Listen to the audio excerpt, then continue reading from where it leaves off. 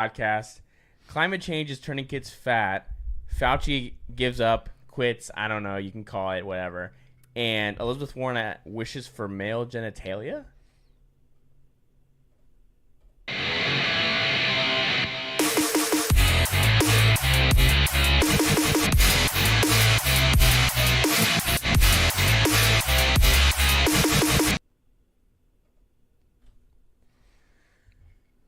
And we're back. And we are, yeah.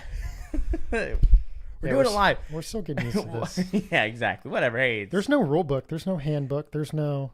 No, there isn't. I mean, we actually have an intro. There's a lot of people that will just start the stream and just go. So, which we kind of did. And anyway, whatever. Welcome back to another episode of the Counterculture Podcast. I'm your host, Chris Law, and my great friend and co-host, Taylor. And we're having another week of cultural commentary, political and everything in between. Obviously, before we get started, make sure you go and subscribe, like the video, hit the notification bell, right? Share the show with your friends. We want to make sure that we obviously continue to grow. We were on last night actually live streaming with Allie, who's the real Femme Sapien. If you don't follow her, which if you're watching us, you probably do follow her because some people migrated over for sure. For sure. We had a nice little uptick. No, it was a good discussion Allie, though. It was awesome. It was a great discussion on marriage. So you should go check that out if you haven't. We had a lot of fun. We love Allie. Again, make sure you subscribe. Then also you can find our podcast on Apple, Spotify. So if you prefer that, you can go there, leave a 5-star review, and then make sure you go to follow us at the Counterculture Cast on Instagram, where you can find our other social medias, our Twitter, our Linktree, which is our merch store, right? We have T-shirts and all that kind of stuff. And so, but yeah, man. So first, how's it going? You doing good? It's going good, and. Yeah, I mean, not much has changed since we spoke yesterday. But for those who have waited a week for our show, we had a little announcement, I guess, yesterday about getting the studio one step closer. So yes, things should start happening this week, and y'all probably won't see anything. Maybe we can post some stuff on the old socials, little pictures or something. Nobody does pictures anymore. It's all reels and shorts and everything. But, I know. So cool with videos. Okay. But no, maybe some good old fashioned photos and little updates, or maybe just when it's done, not painted. I don't know. Yeah, I think we'll give progress pics. What we'll do. But yeah, starting Saturday, the wall for the studio is going to start being built in. Right, so yeah, we'll update y'all on that just because we're excited about it. We're gonna be cool. It's gonna give us a really cool aesthetic. We have a lot of great ideas for that,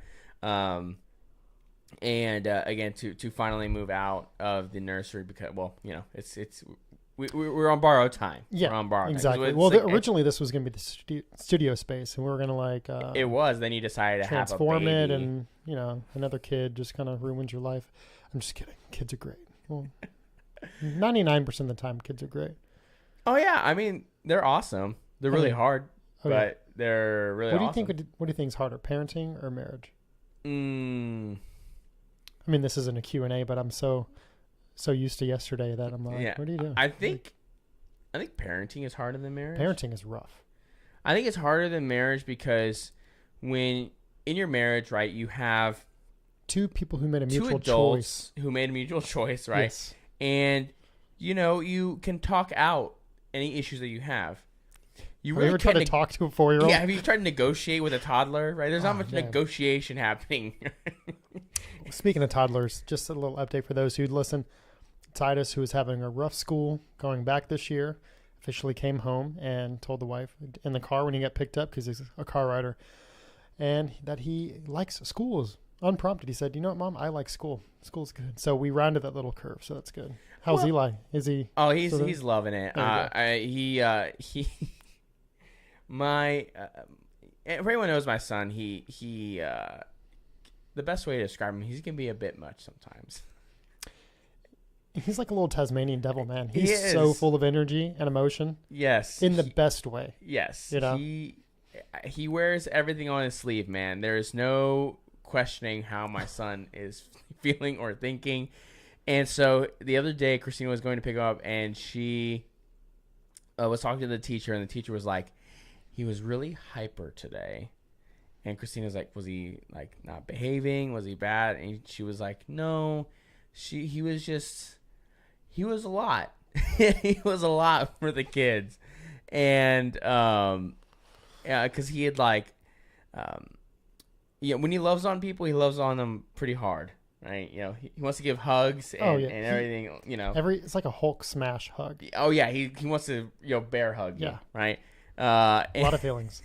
Yeah, and so so that's what Christina said. She was talking to the teacher, and she was like, "Would you describe him as he kind of loves on people a bit hard?" And she's like, "Yeah, that's a good way." Because like he had like saw a kid that I guess he's kind of friends with, and he gave him a big hug, but it ended up like pushing him over, and the kid was all upset and everything. But it's good, it's good. He just he is how he is, and that's just the way it is. And I think we are prepared to deal with the challenge of teachers in the future saying you need to put him on this side or the other to try to calm him down, right? Whether it's Ritalin or whatever other drug they come up with, between now and then. Yeah, we've talked about this, like, because medicating kids early, I think, is not fair. Now, if you're in high school and that's something that you think can maybe help out, I probably needed it, but I think there's a mass medication to the youth. We've talked about this, but little kids, no, you got to be prepared to have that conversation. My response is, why don't you don't suck as a teacher and make this interesting? It's already the way the school system works already sucks, so you need to try to do your best to make it interesting. You think with this whole homeschool movement that y'all are going to pull? No. Well, actually, no. So which is interesting because no. Well, here's the thing. There's two variables to it. So first was Christina went to this mom's group that was through our church the other night. Brittany's going to go with her next time, just so you know. They don't tell me till they tell me. Yeah, Well, I don't know. Whenever that happens, we can hang out. There you go. Kick the kids out in the backyard. If they time it on a Thursday, then I guess it's moms but without kids group. Yeah, exactly. Gotcha. So we can we can hang out and kick the kids outside and just drink. I have whatever. A trampoline. I mean, that's okay. Little side note. For whatever reason, I wasn't allowed to have a trampoline growing up. I didn't think it was that big of a deal. Parents always said it's going to kill the grass. Blah, blah, blah. Yes, the grass is a problem. You have to move the trampoline like once a week. Cycle the good grass with the bad. But I mean, they have nets. People, they're perfectly safe. I mean, your kid can fall down the stairs and get hurt more than that trampoline. So good investment. Yeah.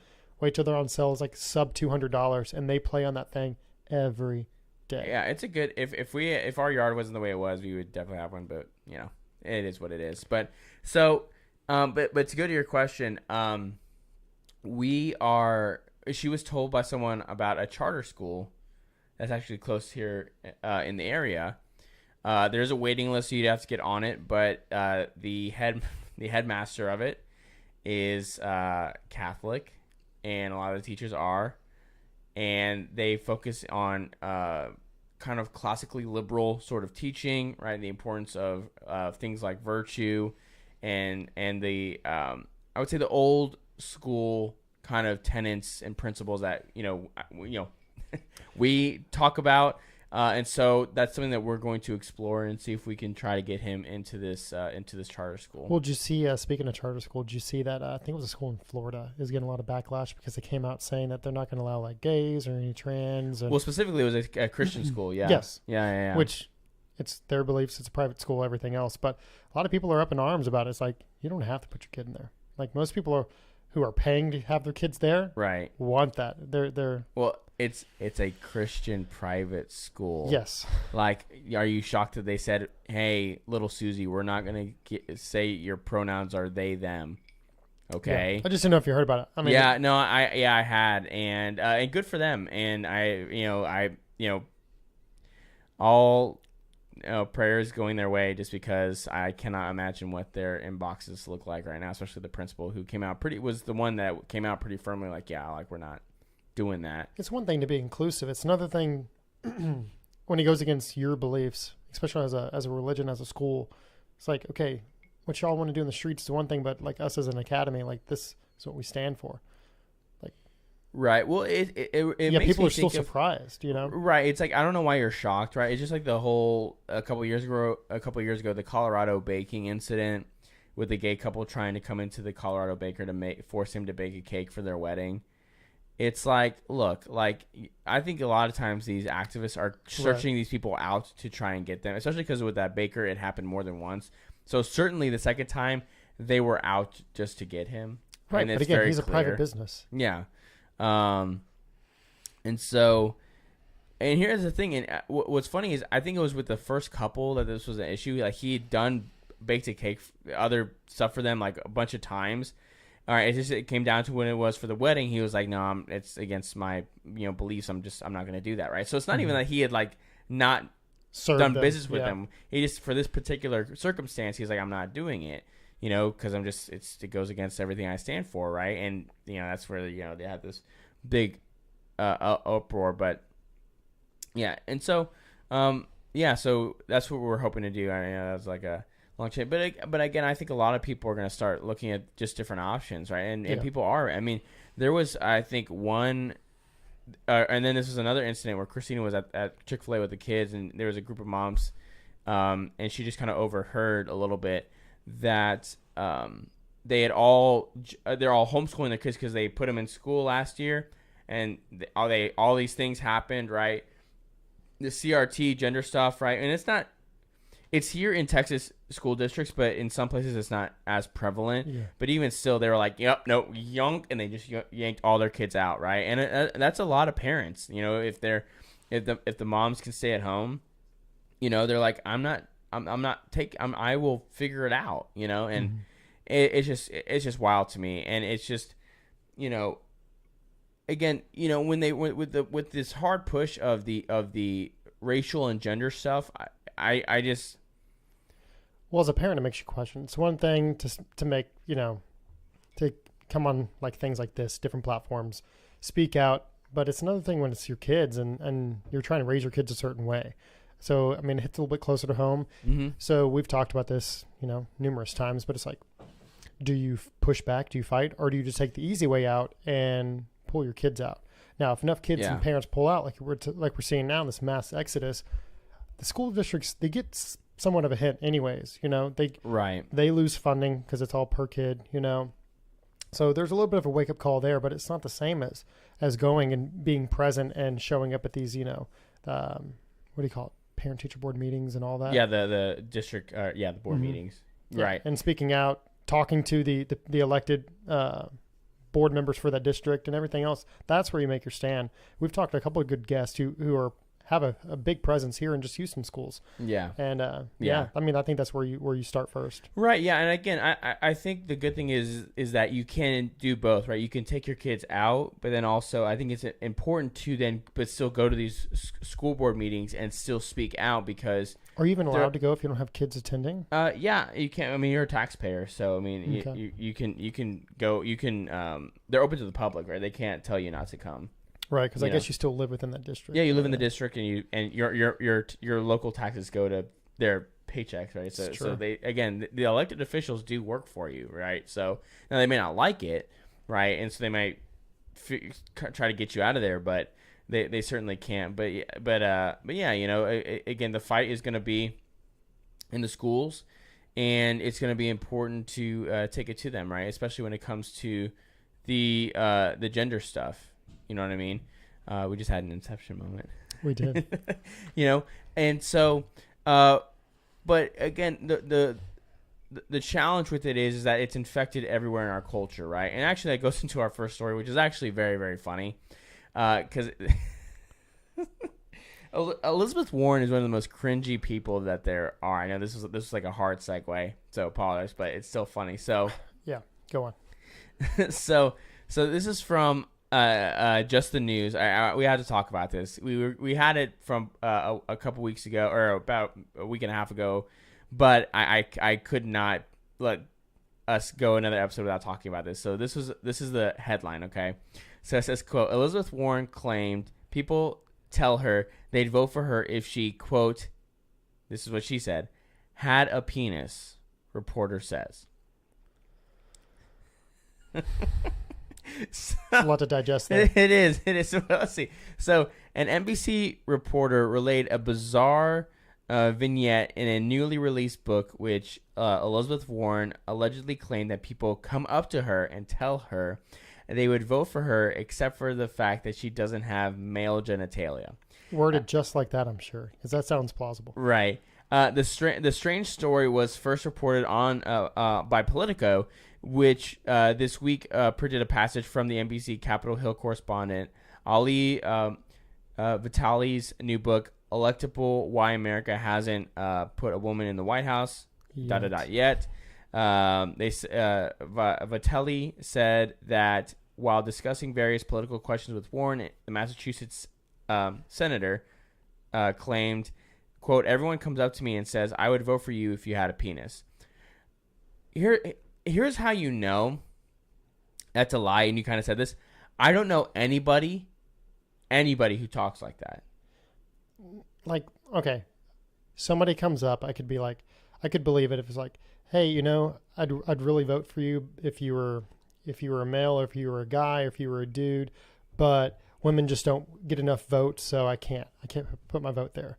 But just the way it's worded, like just about genitalia, it's like, I'd vote for you if you had a. It just doesn't seem real. It just seems like one more little bit in the limelight. Anything that she can try to do to stay relevant. You know what I mean? Oh, absolutely, absolutely. And here's the thing: is I don't even believe that, because I don't know anyone who, because I even say myself, if a female candidate came about, right, and had all the different values that I think are important, I would have no issue electing that person for president. Necessarily, I really wouldn't. So gender, race, you know, even religion, like background and stuff. We saw it with Obama. Like, who really knows? That doesn't really matter. He's a Muslim terrorist. To me, and I think with most Americans, at this day and age, because, I mean, do you remember how, like, inclusive, like, the 90s and early 2000s was? Like, nobody cared. I mean, we've talked about this at length, about all the different shows, like Fresh Prince of Bel-Air. Like, race wasn't really, if we got the closest to, like, ending racism, I think, as we ever did. Now, granted, do you have racist people? Always. Yeah. I mean, you're never going to get rid of that. I mean, people are just going to be people, but I mean, we had a black president. I don't think it's a stretch to think twice. Right. I don't think it's a stretch to think that we could have a female president. We've come close with Hillary, like, what, twice? I don't know how many times has she tried to run. 5 times now? I don't even know. I don't know. I know she ran in 2008. Obviously, she didn't run in 2012 because Obama was the incumbent and she was Secretary of State. Gross. And then, of course, 2016. So I don't know if she's ran more than those 2 times. Yeah. It feels like she's ran 1,000 times. That was the bit. But I mean, again, people voted for her. Now, did she win? It's probably because a lot of the other stuff going on. But I mean, she was a popular candidate.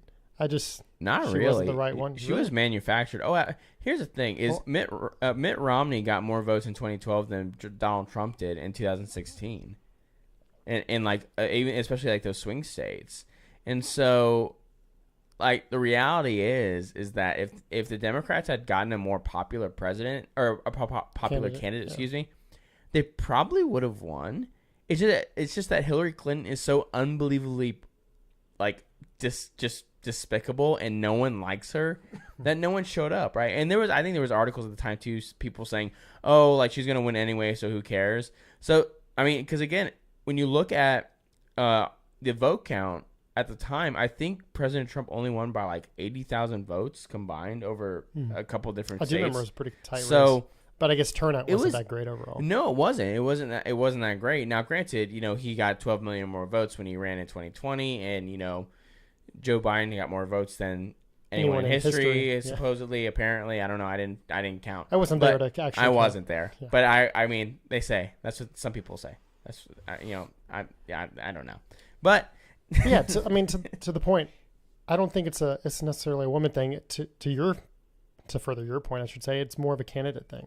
Like, what do you bring to the table? What's your background? What are you proposing? What are your values, your views? Mm-hmm. And nobody's lining up the dots yet to win. I think the biggest challenge when it comes to the idea of having a female president is when it comes to on the world stage, how are those things handled, right? And that's not to say this hypothetical female president couldn't handle herself on the world stage, but certainly when you come to certain decision making process and there's the reality that I guess specifically for the American president, there needs to be a sense of strength and authority in the position. And it's not that necessarily a woman can't do that, but I think it's a lot harder to do those things. Oh, you almost sound a little sexist. I mean, call me all of them misogynist, sexist. Call me whatever you like. It's fine with me. I don't care. It makes no difference. But no, you bring a good point to the table. I mean, it's hard to go against history as we know it. Up until this point, I mean, I guess you can look at other countries' monarchs. I mean, you talk about Queen Elizabeth and all that. Mm-hmm. But she doesn't really even have any power. No. Well, to a certain extent. I mean, I think she just... But it's a different thing she chooses not to. Yeah. She's the most... Well, I guess what's funny about that is I think she's the most important political figure in the world, to be perfectly honest. Not most powerful, but I think she's the most important because the Queen of England represents a bygone era. Yeah. Because she was, I believe, at the time of World War II, I think she had already come to power at the time when Churchill had become prime minister. I could be wrong, so fact check me on that. But I believe it was pretty close where she was there, and so she symbolizes the Western values that we care about are in a lot of ways symbolized in the monarch of England. So it will be a sad day when she passes away. It really will be, unless she lives forever. How old is she now? She's like 97, 98. I have no idea. She's old. She's very, very old. To be honest, I mean, going through COVID and everything else, it's a wonder that she's still here. I think she got diagnosed and everything else. She got diagnosed with COVID, I think, at one point, didn't she? I don't know. I think she did. I don't keep up with the other side of the pond. I know, whatever. England's stupid now, but sure, Europe, beautiful country. I mean, well, all of them are beautiful. The history there is so unbelievable. I mean, it I'd rather is go our to Scotland history or something. Oh yeah, Scotland would be dope. Wales, something like that. Oh yeah. Apparently, I have ancestors from Wales. Nah. Welsh. Well, you are white, so. Yep. Don't all white people come from England? Yep. I get a little bit. I'm a little Gaelic, so. A little bit of gay. Who told you? No, but and canceled. Yeah, right. Yeah, whatever. It was a good run YouTube, but it was. What's interesting is because I think about other female leaders on the world stage, and the reality is they are hard to take serious. And I know that again, that's a very unpopular thing to say, but I think of Angela Merkel, or I guess the former chancellor of Germany. I don't think she's a chancellor anymore. Yeah, I think a dude took her place. Anyway, I thought she was a very not really a great leader for Germany. I think she made a lot of bad decisions, right? And it's not because she was a woman necessarily, but I think she made a lot of bad decisions. Did she get voted in because she's a woman? Do they want to be progressive? Yeah, probably. I mean, it's the same thing with like the Prime Minister of New Zealand, who is a psychopath authoritarian. She's a terrible human being. But even like it was a Prime Minister of Norway or the Netherlands, one of those Nordic states. Like she was like out partying, and then I think she like hooked up with someone who may be like foreign intelligence or something like that. You have to fact check. Like sleeping with the Chinese spy. No, that's was his name? Swalwell. Right. Have his little moments with Fang Fang. I still can't believe that was a real story. Right. Trump gets investigated under the Espionage Act, but a dude banging you gotta let it go, man. A dude banging an actual Chinese spy, no big deal. Nothing to see here. Right. Oh my Lord. Right. And again, that should not be a very controversial thing to say. I don't care what side of the aisle you're on. That's disturbing. No political official should be having an affair with a foreign adversary. Yeah, it's like there should be all these obvious red flags. I mean, laptops, the big guy, all these different things that are worth at least looking into. And instead we're like, well, what does the former president have at Mar-a-Lago? What's there? Yeah. I guess we can find out, but it doesn't matter if he declassified it. Well, he had access to all this information. Yeah. Well, actually, it was there was a Wall Street Journal article today saying that a federal judge ordered that tomorrow that the DOJ has to release the affidavit unredacted, saying why they went to Mar-a-Lago, what justified the raid. And I think it's going to come out that there was no justification, in my personal opinion, because as per usual with stuff with President Trump, is there's no there. You know what I mean? Like, it's just doesn't he have like a lawsuit open against it or anything? He did end up suing. He is suing the federal. I think the FBI or the DOJ or maybe both. I can't remember, but yeah, he is suing them. And so it's just wild. You know, it's just wild. So, but again, I think to the biggest thing about Elizabeth Warren, you know, her saying that was just very funny because for me, I'm like, you think that's the reason why people find you despicable and don't want to vote for you? Why you're unpopular nationwide? It's because you're a terrible person and you're a terrible candidate, and no one would. Could you imagine President Elizabeth Warren? Like, again, like I could not think of more of a Karen type figure to be president. What a horrifying reality that would be.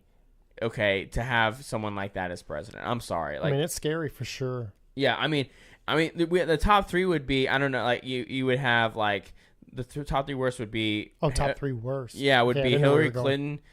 Elizabeth Warren, and then Kamala Harris. I mean, those would be. I mean, my God, if that happened, they're definitely hiding her for sure right now. Oh well, yeah. Have you noticed? Yeah, like she goes through these. She comes out, says something stupid, and they're like, "Oh no, we need to hide her again." Did you hear her last word salad that came out? Mm-mm. It's almost entertaining because she'll say so much and say so little at the same time. Oh yeah, she says a lot of words.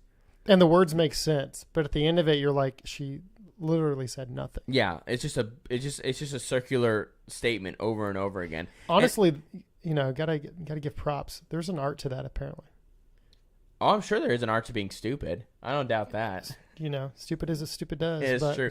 And here's what's funny about it. It's funny you bring this up too, because on a general level, right? This is the highest position of government any woman has taken.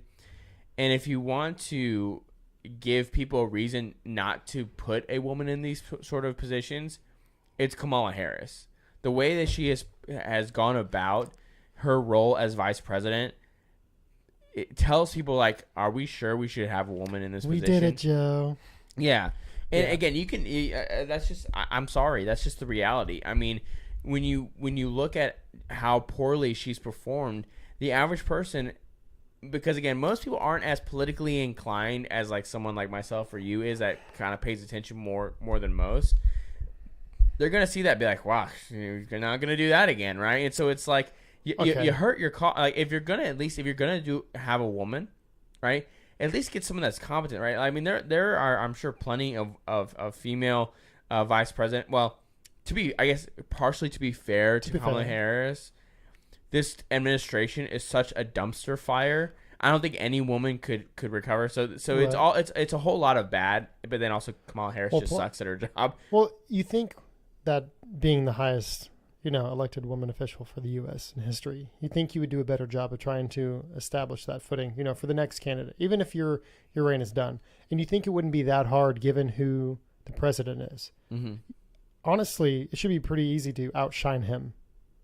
But the fact that she's somehow underneath him and, like flailing about and just like making a fool of herself, you think it'd be like an easy win. So if she wanted to run, as the top candidate for if she wanted to run for president of the United States, she's in the perfect position. Show what you're worth now, so you can transcend to the high level. But she's not. She's crashing and burning. You're right. Well, the idea is that the vice president is someone that could take the reins if God forbid something happened to the president, or you got the experience. They've been in there. And yeah, it's just a disaster. It's just a disaster zone. Dumpster fire. You nailed it. That's the word. Yeah. But again, it's just like they're showing the fact that they're not good at this. They're very bad at it, and when you see a chink in the armor, right? You need to go for it, right? When you see that you've broken through, you got to just charge forward, right? And there's a lot of things happening right now that are actually, I think, reasons to be optimistic, in the landscape of culturally and things like that, right? Like, I mean, this would just be a good segue for this, is that, it was announced that Dr. Fauci is going to be leaving his position as the head of the NIH this December, I think. Now, he's gone back and forth. He keeps going back and forth, like, I'm not retiring, I'm retiring. I think he's certainly leaving because I think the writing on the wall is that that there is going to be a Republican House, at least. The Senate, who knows what's going to happen, right? It's going into the polls are tightening. He's going to make more money than ever before. Oh well, first of all, that's absolutely the case, right? And what's so unbelievable about the people that run our country is that they're really bad at it across the board. Like when you look at the boomers and like pre-boomers that have ran the country over the last 20 years, they have completely and utterly destroyed the country, right? Whether you want to point to Bush, Obama, Pelosi, McCain, Joe Biden, right? All these different people, right? And then even Dr. Fauci. I mean, these people are old, decrepit, and they won't go away. They won't go away, right? Like you think, the Jerry Nadler, right? He just won his Democratic primary. That dude has been here forever. He's old. He's a worthless piece of garbage, but he won't go away. None of these people will give up their power. There's more old people in office right now than like ever before. Mm-hmm. People like knew a respectable time just to step down, give up, go out while you're on top. Right, with dignity. And these people can't let go. No. And why would they? They're making so much money. Right. No term limits. Like, who's to stop? Well, why? Oh, yeah. Oh, absolutely. In the current administration, nobody's going to kick him out. I mean, no. Trump was trying to do what he could, appoint who he could, because I guess he was playing 4D chess, or maybe he just was making his way as he went. I think he made a lot of missteps. I think he for sure mistakenly trusted people that he should not have. Well, we kind of saw it even during the pandemic, even just certain Republicans who kind of didn't toe the party line the way we wanted. So, I mean, it's sad. Yeah, well, I think we just need a clean slate. Right, but again, I think a lot of it was mistakes because again, like when you look back on it, right, and you could say, fair enough, hindsight is 20/20, but President Trump gave all reins to Dr. Fauci to kind of be the arbiter of what was going to dictate, policy when it came to COVID, and it has shown that every step of the way, basically, that Dr. Fauci has been wrong. Or he's changed his mind, he's changed his opinion. There's no accountability for what he said and contradicted. He's still just up on this pedestal, and nobody cares. No, and it's ironic. I actually saw an article that there's grumblings, and this is hilarious, that the vaccine is to be blamed on Trump because he pressured the FDA to approve it, and I'm just like, wow, that is so funny because for me it's very clear that they're saying that because I have to think about how to say this. Take your time. We're just live. It's fine. Well, because obviously you gotta watch what you say. Well, I could say one thing is masks don't work. So true. I can't say that because it's proven the that guidelines changed. Yeah, it does not stop the spread of COVID, but it has seemed to be proven true that the vaccines are perhaps not all that they initially were told that they were going to be. All right, that's about as general, I think, as I can put it. Go. And I think that reality coming to fruition as time has gone on has made people very upset across the board. I think it's made people very upset. And I think that's why they're trying to make this push of, well, it was him, right? As per usual, Orange Man bad. He's the one that pressured them to do it. Yeah, but if something's not working, then the current administration needs to be the one to say something and pull something. But instead, they kept pushing, and they were pushing harder than ever before than the previous administration even was. I mean, we're talking about, okay, now it's approved and recommended for kids under 5. People are like, whoa, what? I mean, the few things we knew about this from the beginning was just that, who it affected and who it didn't. I mean, the goalpost never moved. It was just about how effective it was, Right. So, I don't know. I think people are waking up. I think we're going to see a different change come, next election. But, I mean, things are changing now, even with primaries. So right. I think it's more just people are upset and just frustrated with the amount or frustrated at how badly things have gone so quickly. Like, again, I don't think it's a controversial thing to say that for the average person, their life is much worse than it was 3 years ago. You know, in 2019. I don't know if anyone remembers 2019, but it was one of the best years ever in a lot of ways. I mean, it was unbelievable. Oh no, we were riding high. Yeah, I mean, it was fantastic. Everything was fantastic. Lowest unemployment in like history. Like people were making more money. People felt safer by the border and everything else. Mm-hmm. I mean, things were going good. Economy was good. Industry was good. Foreign relations was. I mean, there was a few spots, and then seemed like the administration that we had at the time ironed things out, and everything was good. America was becoming, quote unquote, great again. At least it felt like it. Say what you will. Oh no, don't say that. If you didn't like the guy, then fine. You don't like the guy, but look at what was being done for America. Yeah. Or were things better then, or were things better now? They miss him now.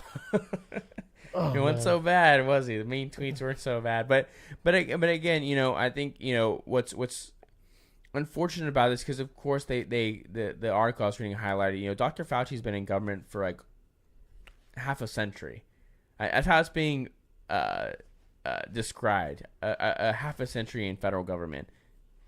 What a just. I mean, the bureaucracy of it, it's just wild, you know, just to think that someone could be in government. He started with President Reagan. You got to think of how many people have come and gone who could have been more qualified who didn't get the chance because you sat on your toilet. Mm-hmm. I mean, your throne. Like, you know, get off the pot. You know what I mean? Like, yeah. I've said this, and I'll keep saying it. There needs to be term limits. I mean, we've had this rule since forever, since America started. You know, they thought somebody needed to be old enough, mature enough, and life experience wise enough to be able to run for office. You know, they set term limits for the presidency because they didn't want anybody to get too much power.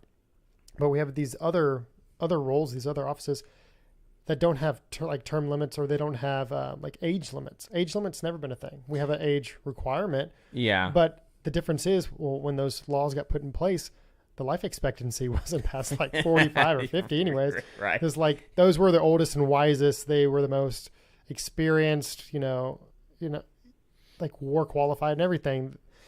Yeah. And now here we are.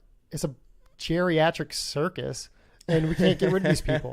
Their net worth just keeps increasing. There's no accountability. We even look at Liz Cheney. Liz Cheney, in her time as a congresswoman for Wyoming, like, I know their family is from there, but Wyoming, like someone had said when she her first husband shot someone in the face, and we just that was her dad. It was her dad. Yeah, it was Dick Cheney. Yeah. Really? Yeah. Well, whatever. Yeah, Dick Cheney shot someone in the face, and we just whatever. He was what? Bush's VP. VP. Yeah. God, what a terrible man. But what's funny about that is I remember someone was saying when she had announced she was running for Congress, it was like, you know, because you can see like the geolocation of someone when they post online or whatever, mm-hmm. right? Because you can say it was from like DC that she was announcing that she was running for Congress in like Wyoming, which should have told you everything you needed to know. Like she wasn't even there. But what's funny is that, you know, even in the short time that she was in Congress, right? She had made like $60 million. Are you surprised? Like her, it's everybody. No, it's not. And it's like your $170,000 salary over that time frame was like 1.5, 1.7. And it's like, can you please explain to me where the other $66 million came from magically? Flashback. Wild. Do you remember when everybody was so, I think it was when he was running against Biden, I want to say, with Trump, and everybody was so obsessed with his tax returns and whether he would release them over a tax return, over if he was paying enough taxes, not about what he made or if he was like lying about his net worth, whatever. I mean, personal stuff that to me didn't really seem to matter about his qualifications.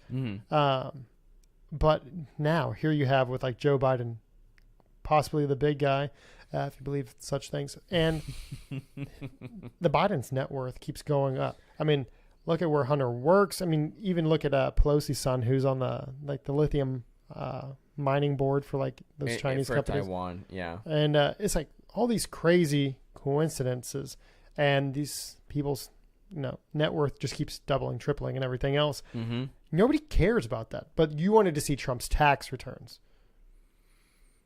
Like, They'll do whatever they can, man. They'll do whatever they can. Like you said, I mean, if there's anything, because people brought up term limits. I think I'm going to run for office because I need to update a few things around here, and I think that's the way to do it. Really, honestly, that is so true. Like, if little kids ask how they should be successful, forget being a doctor. Yeah, just run for political office, and you'll walk out a multi-millionaire. I mean, do you even need to graduate high school for that? You just got to get elected. No, yeah, you just get elected. There you go. You can be there forever, right, and walk away with bags of cash. I mean, I know a lot of car salesmen who are very likable people. They're smooth talkers. They can just go. It's about starting in the right spot and going up. Yeah. Well, and what's funny about that is, I know you kind of mentioned term limits. I think an age limit actually would be more useful than a term limit because I think you could still have the corruption and things like that. It's not going to go away because it's human nature, but I think age limits would be good, and I think some form of term limit for people in the administrative state.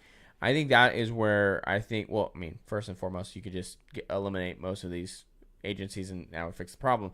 But if we're not going to eliminate them per se, there has to be some sort of check and balance of okay, we got to get these people. These people are. Well, take Fauci's way too position, long. For example. How do you get him out? I don't know. That's the problem. I don't know.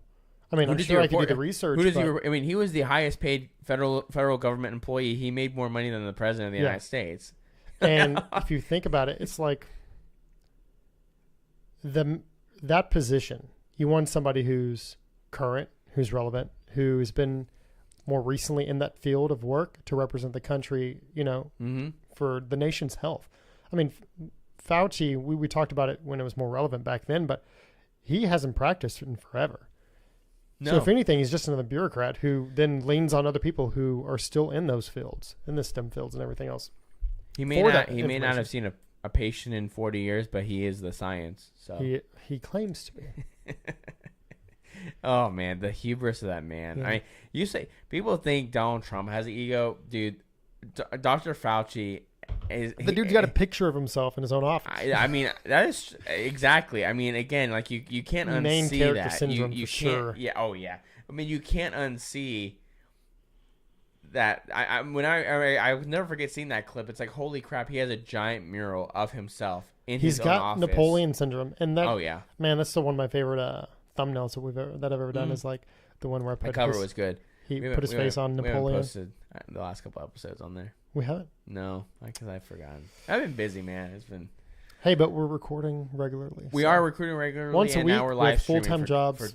For God's sake, wives, my kids. Goodness, it's hard work, but we're here for you. Yes, all the hundreds and thousands of people watching, millions of viewers at home.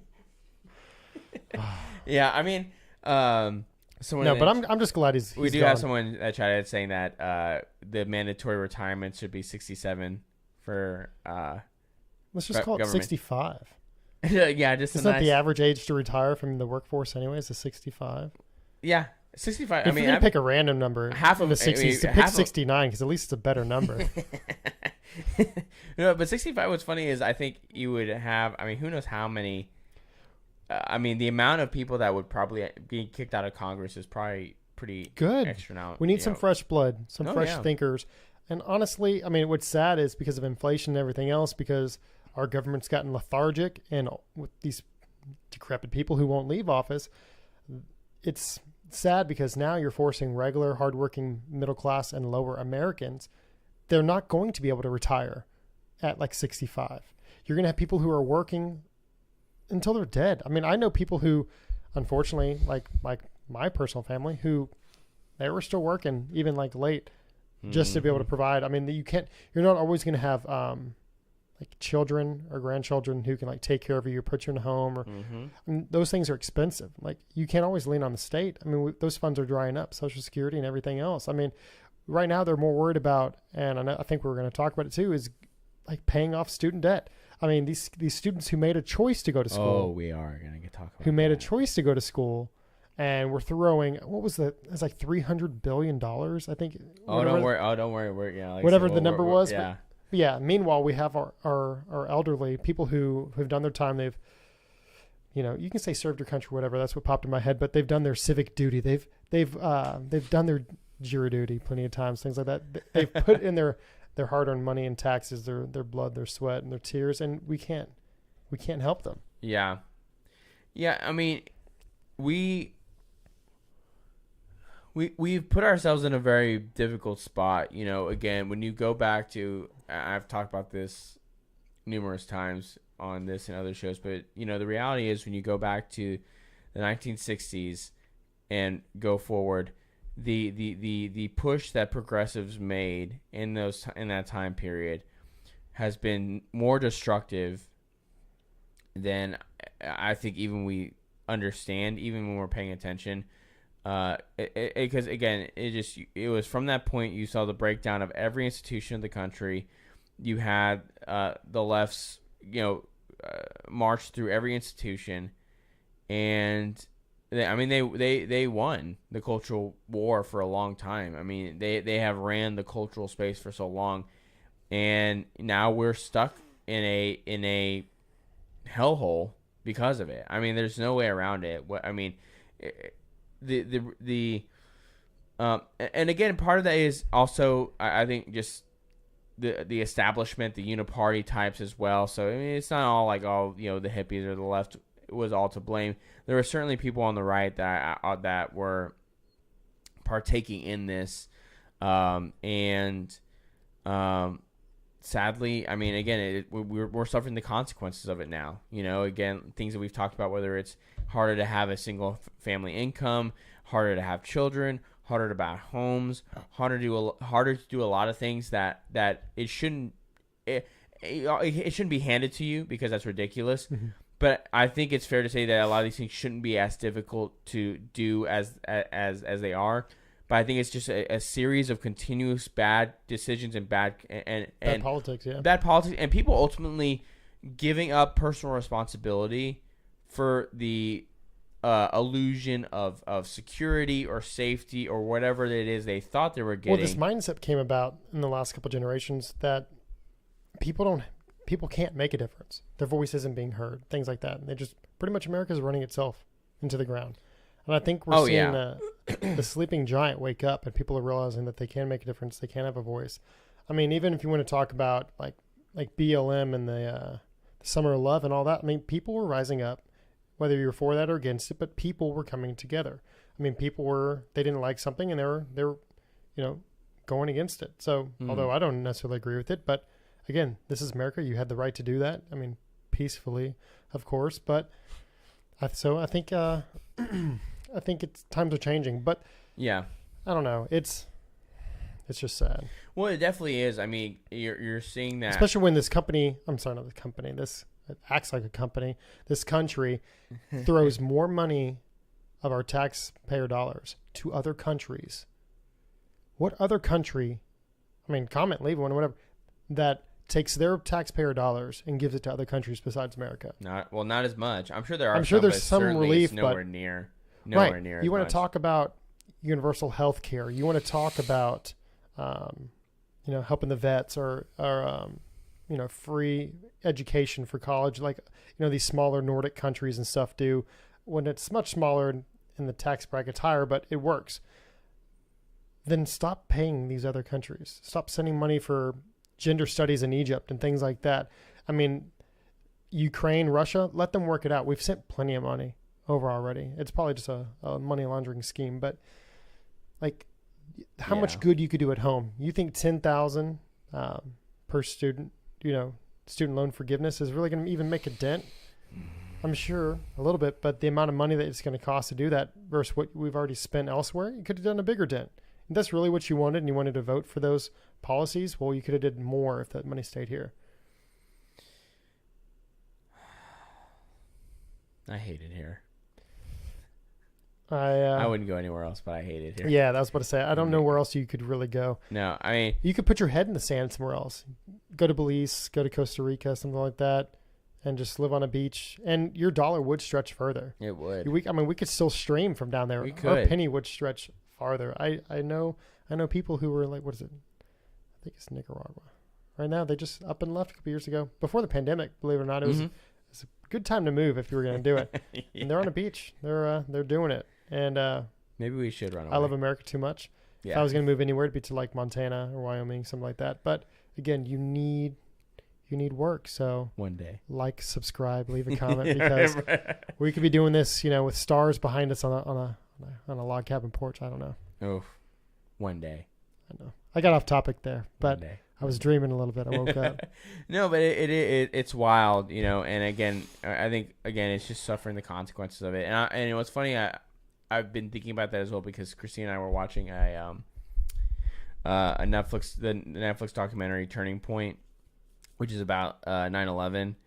But it actually goes into like granted we're on the first episode of it. It's like a docu-series, but it's going all the way back to the Soviet invasion of Afghanistan in 79, I think is when it was. Yeah, 79.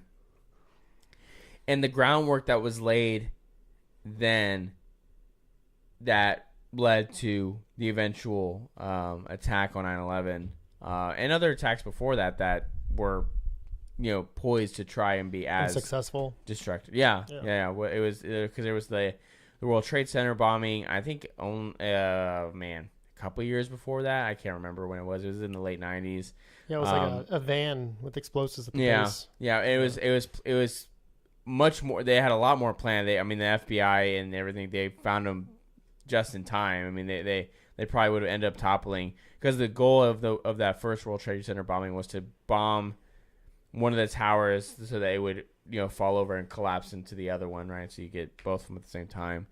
But again, I think in a lot of ways, these different things, whether it was the left's cultural push and the progressive things on the home front, but I think then the expansionist kind of this idea of spreading liberalism across the world, this idea of America trying to become the world police and everything, has continued to just bite us in the ass, but it's because of this bureaucratic monster that doesn't seem to go, and its tentacles are spreading all over the place, right? Because you don't have it just in government anymore. The reality is that a lot of these social media platforms, YouTube, Facebook, Instagram, Twitter, are absolutely having conversations, not only with each other in collusion, but they are certainly in contact with federal agencies, the FBI, DOJ probably as well, and that is clear collusion, conspiracy, whatever you want to put to it, and that is, I think, dangerous to the average person, because we've seen two things. Number one, Mark Zuckerberg was on Rogan. That's what I was going to talk about, where it's very clear that he outright says that the FBI told them, you need to censor this stuff. This is what you need to do, what you can and can't do, and he even said about how he gets with the other people from Twitter and all that, so they're all on the same page. Yeah, they absolutely talk to each other, right? YouTube, and again, it's funny, is after the announcement comes out that Fauci is going to retire, YouTube, it's announced, although apparently they changed it back in April, but it came to light that they changed their misinformation stuff on COVID when it comes to masks, and I don't think that's necessarily coincidence, because again, a lot of these guys are all talking, right? These people who think that these are arbitrary decisions that are made independently, I'm sorry, that's just not the case, right? It's the same thing with the Andrew Tate banning from social platforms.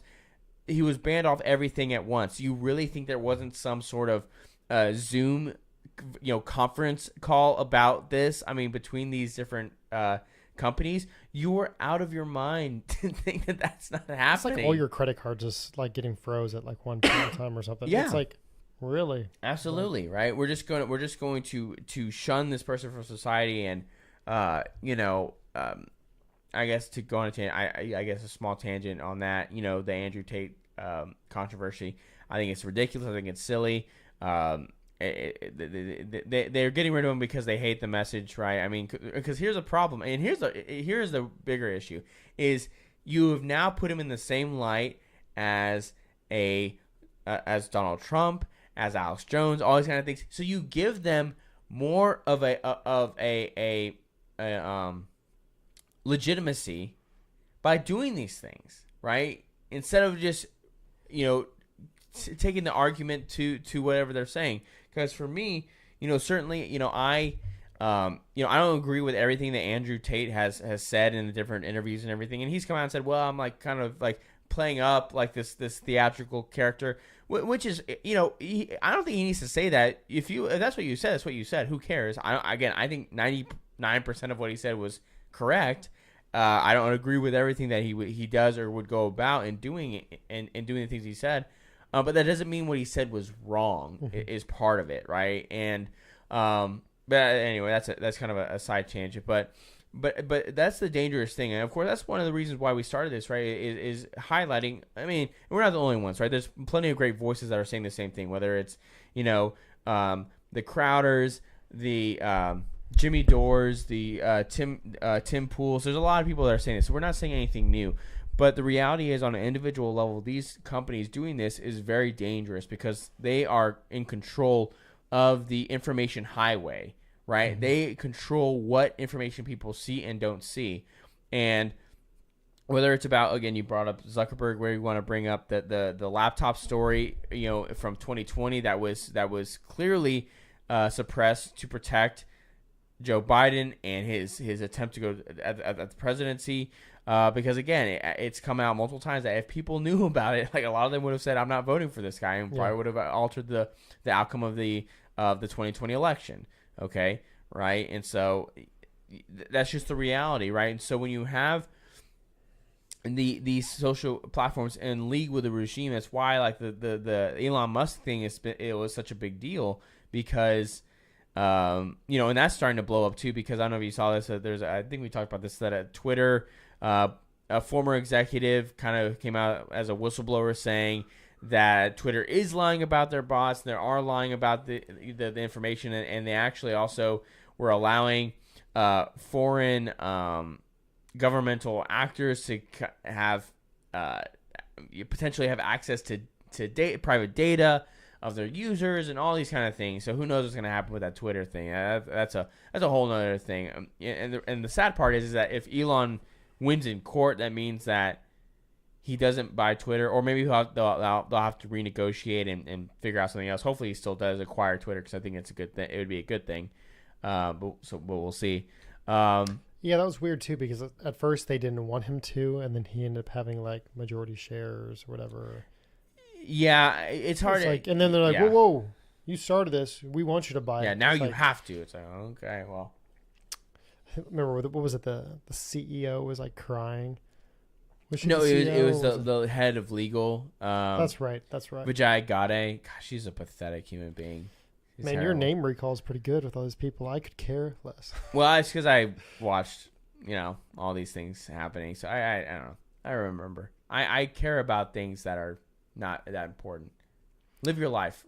Care about your family, okay? Don't worry about this crap. Let us worry about it, and we'll just relay our opinion. And then you can go look up more information if you care to look it up. Because we're certainly not right about everything. So, but, for me, I want to shift to something that you've alluded to a couple times.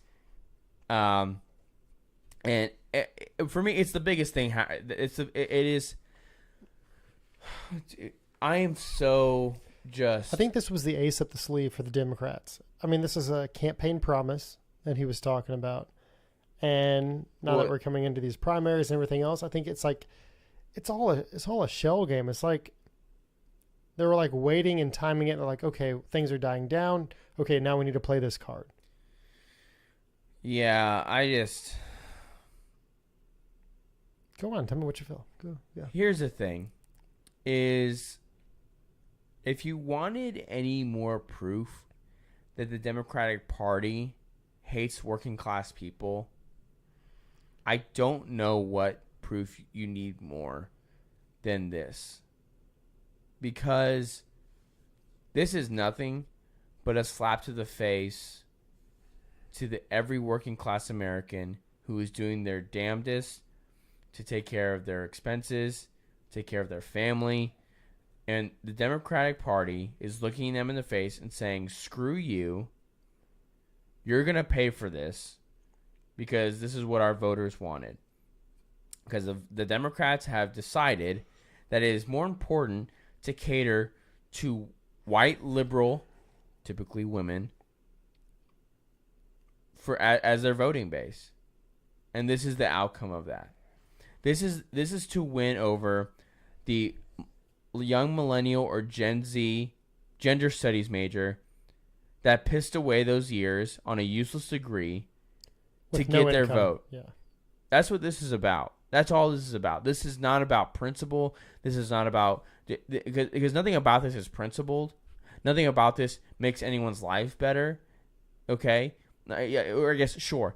Are these individuals that are going to be able to qualify for this going to get a little bit relief? Sure. Now the reality is, again, they went to a liberal arts college and got a gender studies degree that cost them $70,000. So congratulations, you still have 60 freaking grand to pay off. So you're still going to be in debt forever. Now, and granted, I think the lending process is very predatory. I think it's really bad. I think you should still be held responsible for the decisions you make because no one forces you to sign on the dotted line. Okay, you do it, so you're responsible for it. I think it's reasonable I think a reasonable way to go about it, and this is something this is not my original idea at all, but I think it's a good idea, is to cancel the interest, right? And do they just you owe on the principal? Right, and let's say if you've paid your principal in full, whatever it is you initially borrowed, if you borrowed 30 grand and you've paid that 30 grand, like you're done, right? The interest is done, whatever, right? Because I do think a lot of that is predatory, and that a lot of that was causing the high tuition rates, right? Because of course, as soon as the government said, "Well, we're guarantee these loans," well, every university said, "Well, in that case, we're going to jack up our tuitions," right? Because why wouldn't they? It's guaranteed take out bigger and bigger loans. Money. Yes, it's guaranteed money. Well, that's the funny thing. I mean, even people on like TikTok and stuff joke about it. Have you seen that one where the kid is like doing a parody for schools? It's like, well, the cheapest, unfortunately, we can go is 60 grand. And he's like, but what if I told you I can play the tuba? And they're like, what? Get out. That is so cool. Okay, we'll give you like 85% off. You haven't seen that? No, I haven't. That's it's funny. Pretty funny, but it's between grants and scholarships, things like that. And next thing you know, it's like free, but for the average person, it's going to be a lot. Yeah, but again, where's the responsibility? Where's the accountability? Like, I get it, you're young, but these are the young people who, I mean, they're in college at that point. If they can't make their own decision, what do you think of five? I mean, if they can't make a decision when they sign that line, knowing that that's going to be debt that they're going to have to pay back. And that's your whole argument is, well, when they sign this, they're in a different place. Maybe they weren't thinking it through. I don't even know what the logic is, but at the same time, we can have 5-year-olds who know what's best for themselves and can convince themselves, and doctors and the parents have no say, and other things of life. Then yeah, I think you can't have it both ways.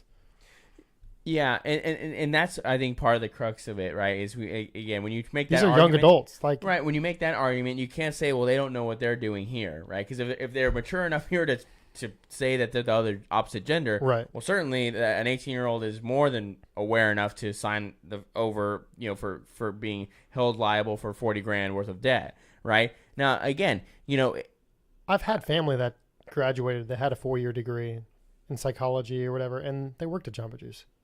Mm-hmm. Like, I've known people. Like, everybody goes through that phase. Now, granted, is that just a stepping stone of life? Excuse me. And then you come back and you get a big girl job, big boy job, and you can kind of slowly start paying that. And hopefully by then you make enough responsible choices that you pay a little bit more to kind of chip away at that interest to get to principal, then good for you. But again, the average American, the hard workers, if school's not panning out, if they're not doing something, then maybe they took out 15 grand in loans and decided school wasn't for them and they still have to pay it back. What about those people? What about the people who went to school and they went to a job that they knew was going to make them money and they've already paid it all off like a responsible American? Do they get like reparations for, loan debts that they've already paid? Like, I think this is only helping the people who are whining the most, who have the least to contribute to society.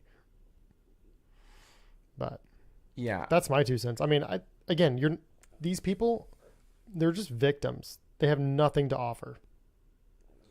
Yeah, I think, but again, what's most frustrating is, again, this is being put on the backs of taxpayers who had no interest of going to college, and decided to go to trade school or some other avenue, right? To become a mechanic at UTI or a welder or anything like that. Right, exactly. And now they're stuck for paying for this moron's gender studies degree or whatever. It's like, this is ridiculous. Why should the working class guy that said, I'm not going to put myself in a bad position, now be put in the position? Like, why, I don't know if I should say this, but obviously it was relayed to us that someone that we know, when this news broke, was really excited, right? That part of their loans could be paid off. Really? Right. We know somebody? We do. Do you want to whisper it to me? Okay, it's fine. We'll talk after. Yeah.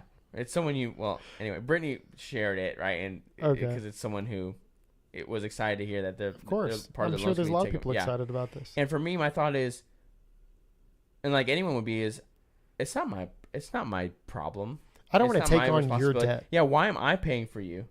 That's what it is. I'm paying for your debt. Why am I paying for your debt? I didn't make the bad decision. I decided not to go to college. I decided that I was going to go hardworking Americans didn't even want to take a stimulus check when things were hard because they knew there were strings attached. Oh yeah, like when I remember when the final one came through that that Biden had signed through, I'm like, I just threw it. I just threw it in a savings account. I'm like, I'd rather you do with this. Take that off my taxes or something. Like, give me some kind of break. Yeah, give me a tax break. Yeah. Don't make me owe more, because they're going to get that back and then some. Oh man, that was an irritating situation. Now, granted, did it help some people out? But this is a perfect example, and I'm glad I brought it up, to be honest, because I didn't think that far ahead. But the stimulus check is a perfect example of all that this student loan debt forgiveness is going to do. It's a little relief cut. It doesn't fix a problem. People couldn't pay their mortgages, and you think giving them $1,200 is going to help? Like, that won't pay like one bill. Maybe they get a couple things of groceries, a little bit of gas. It did not help when people were getting laid off, when the government was shut down for like damn near 2 years, it seemed like. Like, that won't fix anything. So like you mentioned, when somebody has $65K in student debt and a degree that is allowing them to work at Texas Roadhouse while they figure things out, still living with their mom and dad, $10K is not really going to help anything. Mm-hmm. Maybe it goes a little bit towards principal and cuts on the interest a little bit. It's a very half-ass measure, and I think that's what's so funny about it. The people who were excited are the ones who are too dumb to realize that it's a flash in the pan. It's not going to help. You know what I mean? Mm-hmm. Like, the ones who realize that this does nothing in the long run except cause more problems and increases, the weight of taxes and everything else on the average American. They're the ones who are stressed over this. They're the ones screaming and shouting no. Mm-hmm. Yeah, and so it's funny. So I want to read a little bit from this, because this is an article I thought was funny. It said, this is from Daily Mail, said, quote, Democrats' civil war over student loans explode. Biden is blasted as, quote, out of touch, and told he's punishing those without a degree by his own party, as new projections say it will cost Americans $500 billion. I hate this man so much. Democrats continue to turn against Biden for his plan to cancel between $10,000 and $20,000 in student loan debt for each borrower, making less than $125,000. Maine Rep. Jared Golden called the move, quote, out of touch. It comes as a new estimate claims American taxpayers will pay between $400 and $600 billion over the next decade to pay for the relief, right? Because again, people are like, just forgive the debt. It's not just the money. It doesn't has just to come disappear from somewhere, right? It's not just this. Yeah, it's not like what's a stupid face? McConaughey in Wolf of Wall Street. It's not a fugazi, right? It doesn't just like disappear, right? It is taken from somewhere, and it's taken from us. And this is granted, what's so we're funny. talking about the government here. They just keep making more of it. Well, sure. So if you're the Federal Reserve, I mean, money prints these are borrowed right? funds from the government. So technically, we should just be able to wash our hands of it. But the government doesn't work like that. Right. The government does not lose. The house always wins. Ugh. That's why you got to burn I'm just kidding. Don't burn the house down. Careful what you say. We're going to have the FBI kicking down our door. Proud to be an American. But anyways. But again, I mean, that's just added more billions of dollars on top of the trillions of dollars of debt that this country owes. I mean, I remember being in high school when I first found out. I think it was high school, and I found out that America, the greatest country to be ever was, that we are the world power. I mean, it's something that when schools were still kind of patriotic and we said the pledge, we had all back in the good old days. Yeah. And there was like America, the superpower. And you had a sense of patriotism. And I found out that we were so much in debt, and especially how much money that we owed to China because China was loaning it to us. It blew my mind and kind of made me rethink things. That was like a running clock. I mean, they used to even talk about it. Well, America's we're 20 trillion in debt now, or blah, blah, blah, It's like we realized we were so much in trouble, so we just said, F it. And now it's just like, max out the credit cards. Let's just go as a country. Well, it seems like we don't care now. No, we don't. And that was always one of my biggest problems with President Trump was that when it came to the federal spending, he was out of control. But again, so was Bush. But isn't that every president outdoes the other one? I mean, yes and no. Has no. Biden outdone Trump yet? Oh, yeah. The federal spending is out of this. And now we're talking about proposals like this. $500 billion over a decade. The only hope that I have is that when somebody else comes in office, they can just axe this. But by then, is too much damage done? Can you even? I mean, you got to get all parties involved just to even agree to get rid of this. Yeah, I mean, it's hard to say because I think what's weird is that people have said, like, he does have the authority to do this, he doesn't, so maybe it won't happen. It's just another executive order. I think it's just a little hocus pocus. See, that's the thing is that it's just an executive order, so it's like, I mean, I guess we could just... We're just ruled by decree now. I mean, we're at the point where we're practically just voting for our... Biden has more power than the Queen of England. Come on. Well, yeah. Well, what's funny is when the way executive orders are treated now, we're basically picking our dictator every 4 years. I don't care which side of the aisle it's on, right? It's dangerous either way, right? It's just complete insanity, And again, the person that suffers the most is the working class American, and the reality is, for most working class people, they're minorities, right? So the people that are stuck with this, right, who's going to be holding the bag at the end? Well, we are. Yeah, I mean, it's just, I'm just bewildered, right, that he actually tried to go through with this. And what's funny is again, like this article's talking about, right? Even among Democrats, they're like, "This is such a bad idea. Why are you doing this?" Because again, it seems like it's such a Hail Mary to try to just get something. Now, again, there's any sort of outcome that can happen for the midterm. So, we'll see what what happens. Because I mean, I do think that Republicans will still win the House. I think the Senate's going to be iffy. We'll see what happens. But certainly anything can happen. Anyone who thinks they know what's going to happen is out of their mind. Because again, ever since 2016, nothing has been normal. No poll has been normal. Nothing's been called correctly. So I think anything is possible. Anything is possible. But I think this is going to end up backfiring on in a big way for Biden, because I just don't think that the average person is going to see this as something that's positive for the country. Right now, I think President Biden is going to use it as kind of like you said, like they said this on the campaign, so I sort of did it. But at the end of the day, it's not really going to do much of anything, but it is going to cost us more money, which of course is also going to add to more inflation and everything else. So, I mean, I think it's just wild. But, I think, ultimately we'll see what happens, but I'm not confident for the outlook on that, for the country. I think we're going to suffer pretty greatly. And again, it's just another ginormous piece of spending. But ultimately, I again, like I said, I think it's a Hail Mary. I think that the establishment, the regime, uniparty, whatever kind of title you want to put on it, I think they're losing. I think they realize that they're losing. I think the average person is really getting sick and tired of this. And I think the last couple of years they've just overplayed their hand, and the average person is ready to just say I'm sick of it, right? It's I like want you see it to the go writing away. on the wall, and it's like somebody's getting kicked out by the bouncer, leaving a party or something. And as they're leaving, they're just trying to ruin everybody else's meal. They're like knocking other people's stuff off the table and stuff. It's like, you're already leaving. You're just making things worse.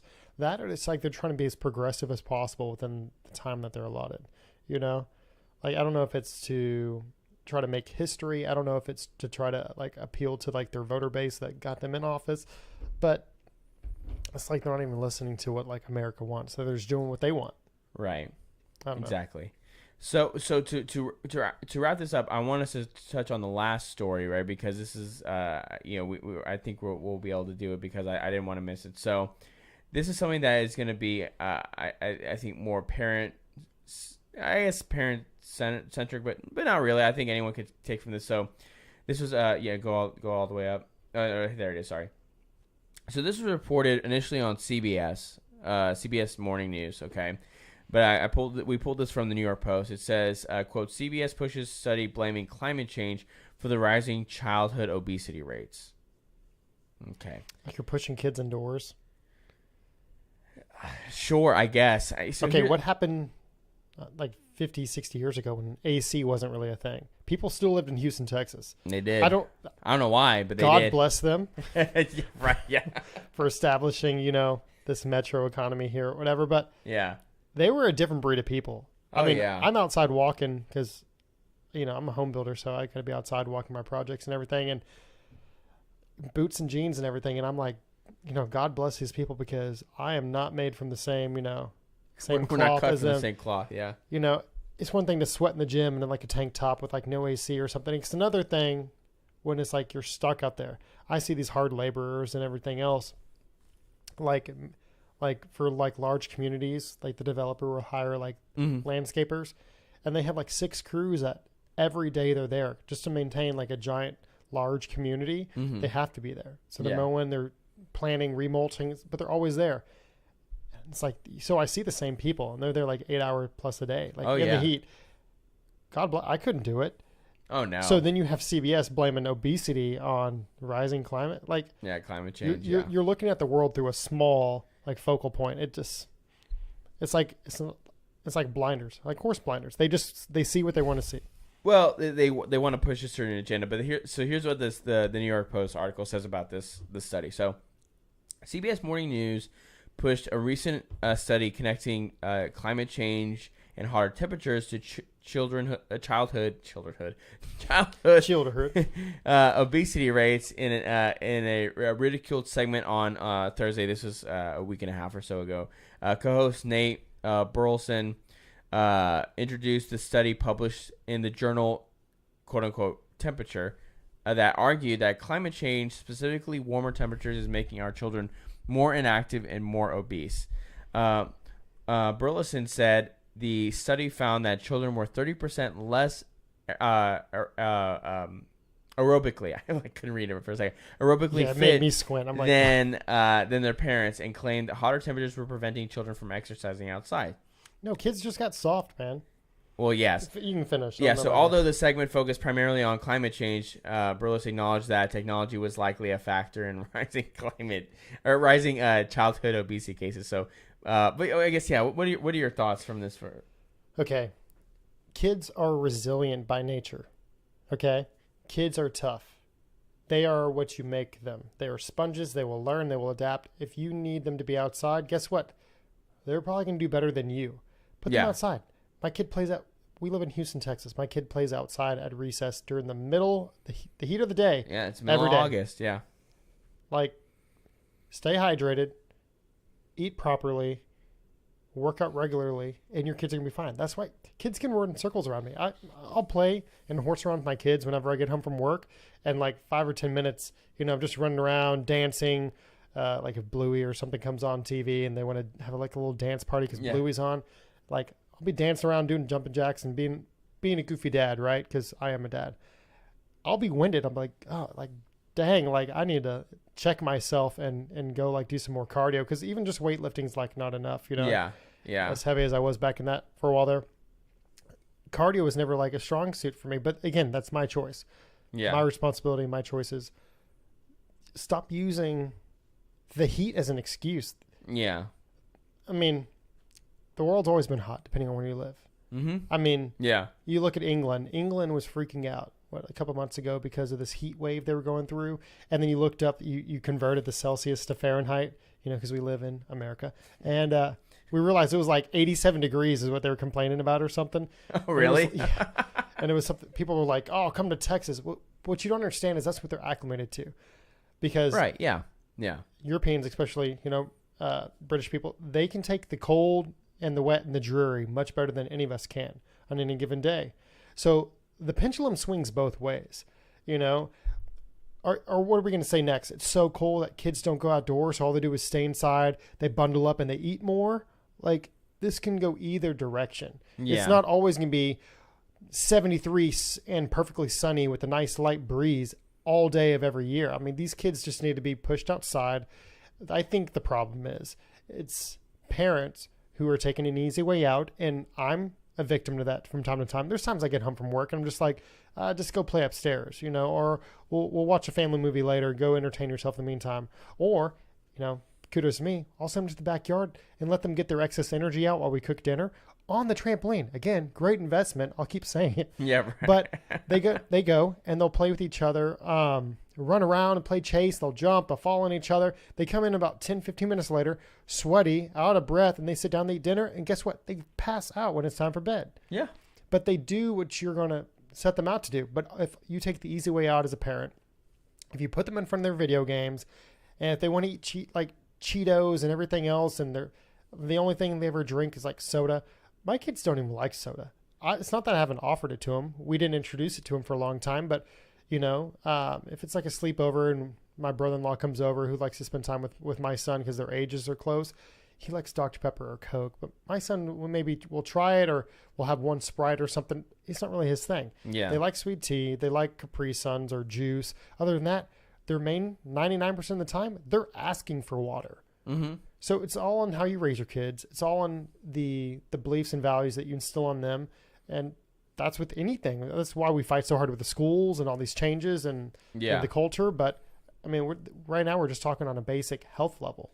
Right. Yeah, absolutely. I think that's what is so funny about this is that we're gonna pretend as if the way you run your household isn't going to be a huge factor in the outcome of your kids' physical well-being. Like the idea that again, it's just climate change or whatever that is the reason for kids not getting out is like, no, what it is that, like you said, the average parent is lazy as all get out, and they don't want to be actively involved in their kid's life because they're too self-centered and too selfish to do it, right? Just the reality. And so therefore, like you said, they push parenting off onto Disney Plus or off to on Xbox Live or everything else. And I'm not even saying those things are bad per se. Like I don't think it matters. But everything in moderation. Yeah, everything in moderation. Food portions. Yeah, well, and that's what I'm going to go to. Everything. First and foremost is the biggest issue is that the average kid is eating garbage food all day long that has been processed and full, like, again. So what we had for dinner tonight as a family for us, Christina, there was we went to HEB. The ribeyes were on sale, right? There's 3 of them. Our kids had steak and green beans tonight. That's what they ate. Okay. So I have one kid that likes steak. My son is going through an anti-steak phase. And like, oh, you ungrateful. Like, if only you knew, like this, how lucky you are. Yeah, but steak meat prices have been through the roof. So props to Texas ranchers for trying to come together and buy their own meat processing plant, because hopefully we get those under control. But right. Thanks Obama, thanks Biden, meat prices are high for these Texas ranchers. But Biden, you suck.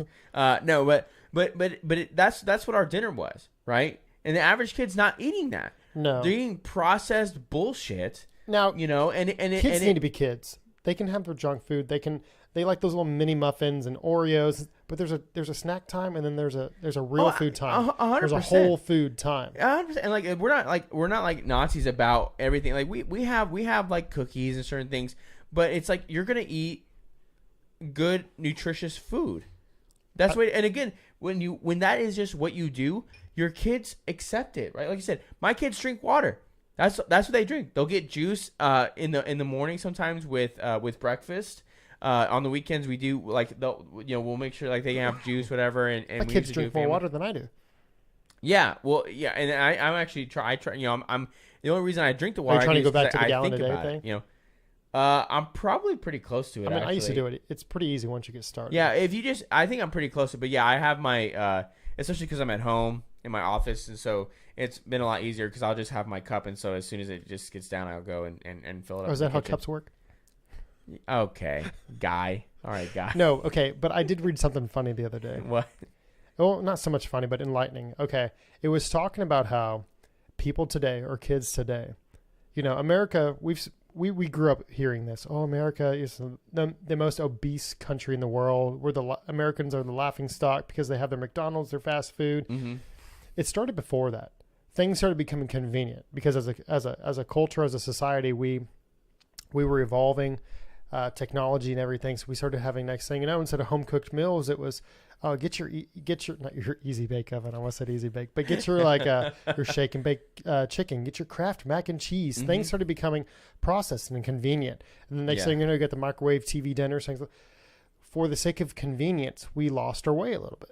It used to be, and you could say it was because of inflation and 2-income households versus one where the mom stayed at home and cooked, starting at 3:00 to be ready when dad got home at 5:30, 6:00, whatever.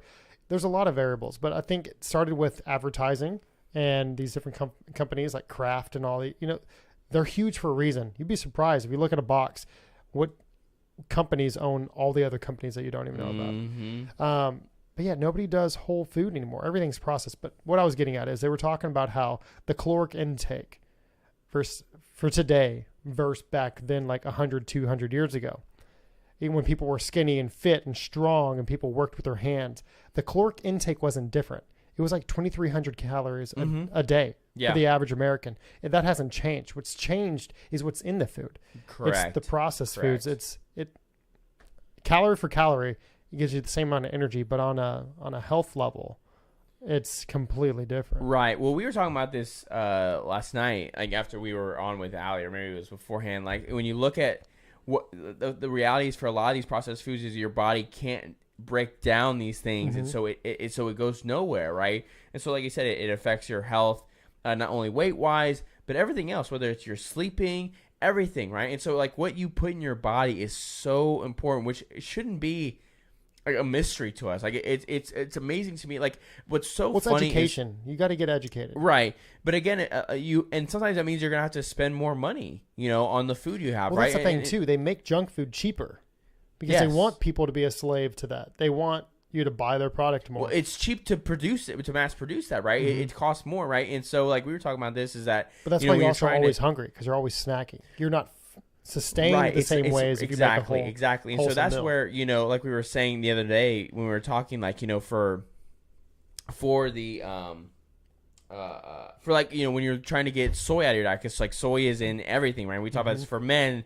Taking in soy is really bad. Yeah, because you have higher levels of estrogen, which is not good. All this kind of stuff, and it's almost impossible, right? And once you find it, it's always going to be more expensive, right? Because they're not utilizing these artificial. Well, they've almost realized it's more of it's the new niche, whatever. Yeah. To be gluten free or whole food and all that. Yeah, soy free. Why is whole foods more expensive? It's just base foods. You ever gone, like, even H-E-B, which is our state's big bread and butter, local farmers grocery, and all that. Yeah, grocery chain. It's awesome. They make grocery shopping fun again. I love H-E-B. It's great. It's awesome. But you go through their raw, I don't want to say raw materials, but their raw ingredients, like aisle, which is near like the supplement aisle. Yeah. And they have like their raw oats, their raw like almonds.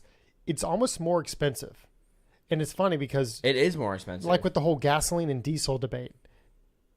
Diesel, when it's more refined, can become gasoline.